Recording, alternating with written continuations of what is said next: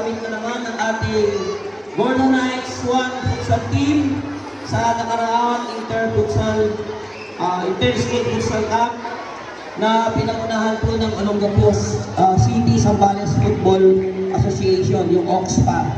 Okay, naginanap po kahapon sa Pag-asa Covered Court.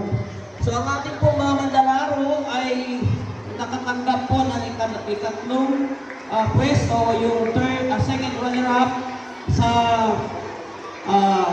primary category. At yung ating naman po intermediate ay pumasok po sa fourth. Nagaglag po sila sa quarterfinals. Okay? Pero ang ganda po ng laro at nakaka-proud na panoorin ang tournament. Nandun din po ang ating sports coordinator, ang aming team consultant na witness niya po yun, natunghayan niya ang laro. So, isa pong karangalan na ipakilala ang mga bata, mga manlalaro. Harley Naba.